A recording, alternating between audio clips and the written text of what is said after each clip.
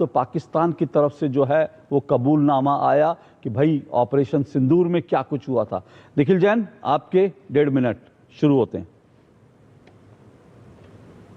अशोक जी, सबसे पहले तो जब भारतीय सेना ने यह बता दिया था कि हमने जो ऑपरेशन सिंदूर में स्ट्राइक्स करी उसमें मसूद अजहर के ठिकानों पे बमबारी हुई, उस बमबारी में उससे जुड़े लोग, उसके परिवार के लोग कुछ और आतंकवादी माने गए, उसके बाद किसी भी विपक्षी नेता ने कभी भी सवाल नहीं उठाया इस पे। तो जो भी इस पे सबूत मांग रहे थे उनको पहले ही जवाब मिल जाना चाहिए था। मुझे नहीं लगता किसी एक आतंकवादी के कथन को हमें जवाब मानना चाहिए।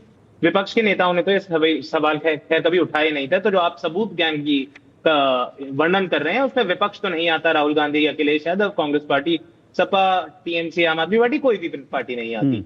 दूसरी बात, सवाल विपक्ष ने इस बात पे जरूर उठाए थे जब पाकिस्तान ने हमारी सेना के आगे घुटने टेक दिए थे। हमारी सेना के पास एक क्लियर एज था। 3 दिन तक जब हमारी सेना पाकिस्तान के सैन्य ठिकानों पर बमबारी कर रही थी तो क्यों हमारी सरकार ने रोका, क्यों हमारी सरकार ने नहीं कहा कि पीओके वापस करो, क्यों कुछ एक कड़े कदम नहीं लिए गए पाकिस्तान के खिलाफ? इस पे सवाल जरूर उठे थे और उठने चाहिए भी। लोकतंत्र है, बिल्कुल विपक्ष का यही काम है। रही बात अफरीदी के बयान की, शाहिद अफरीदी ने पिछले कुछ सालों में किस तरीके की तुच्छ बयानी करी है, क्या बेवकूफों वाली बातें करी है, तो मैं उनकी बातों को ज्यादा तूल नहीं देता।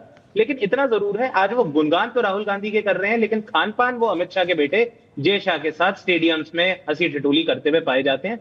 तो अफरीदी का क्या मानना है कि देश का प्रधानमंत्री नरेंद्र मोदी हो, राहुल गांधी हो, मुझे कुछ फर्क नहीं पड़ता। हमारे देश के प्रधानमंत्री हमारे देश के नागरिक चुनेंगे, वो मोदी को चुनेंगे तो मोदी होंगे, राहुल गांधी को चुनेंगे तो राहुल गांधी होंगे। शाहिद अफरीदी का ना इसमें कोई कहने का कुछ मतलब नहीं है। और आखिरी बात, जो पाकिस्तान की मोस्ट फेवर्ड नेशन की एक हवाला दिया जाता है वो WTO के अंडर ऑब्लिगेशंस है जिसमें 160 देशों को दिए गए हैं। ऐसा नहीं है किसी खाली पाकिस्तान को किसी ने दी थी। ओके, चलिए, क्योंकि 1.5 मिनट हो गए, मैं घड़ी तो नहीं देख रहा लेकिन मुझे मालूम पड़ा, जानकारी मिली घड़ी नहीं आ रही है लेकिन आपके 1.5 मिनट पूरे हुए। प्रेम शुक्ला जी, रिस्पॉन्ड कीजिए। भाई किसी ने तो कहा ही नहीं, तो सबूत गैंग कहां से आया? किसी ने ऑपरेशन सिंदूर की सफलता पर, ऑपरेशन सिंदूर पर सवाल ही नहीं उठाया। निखिल जैन जी कह रहे हैं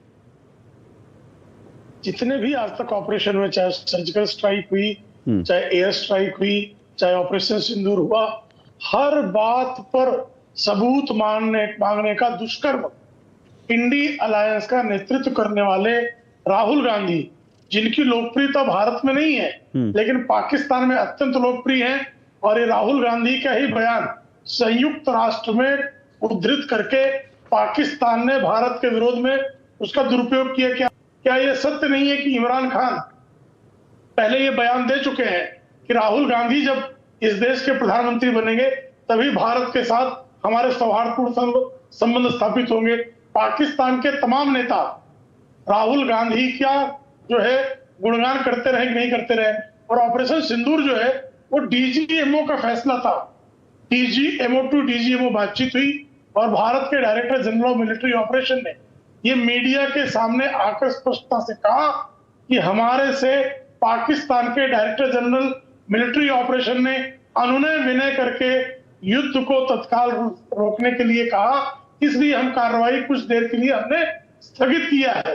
यह स्पष्टता से DGMO ने कहा। लेकिन भारत के DGMO पे कांग्रेस, जो पाकिस्तान परस्ती के लिए कुख्यात है, वो विश्वास करने के लिए तैयार नहीं है। वो DGMO को नहीं मानेंगे क्योंकि राहुल गांधी चीन का प्यादा है, राहुल गांधी पाकिस्तान परस्त है। ये जो है सिद्ध तथ्य है, इसमें कोई भी जो है असत्य नहीं है। राहुल गांधी देशद्रोहियों के, जॉर्ज सोरोस का जो है सर, प्रेम जी आपके 1.5 मिनट पूरे हुए। 1.5 मिनट आपके, कौन सी भाषा गलत है? प्रेम जी 1 मिनट, प्रेम जी आपके 1 मिनट, प्रेम जी आपके 1.5 मिनट पूरे हुए। मैं इस डिबेट को आगे बढ़ा रहा हूँ। नहीं, ये भाषा पर बयान दे रहे हैं, कौन सा शब्द भाई गलत है? निखिल जी, कौन सा शब्द आपको गलत लगा? इन्होंने अभी देश के नेता प्रतिपक्ष को चीन का प्यादा कहा। अगर मैं देश के प्रधानमंत्री को बैठ के अंबानी अदानी का प्यादा कहा, मैंने अच्छा लगेगा?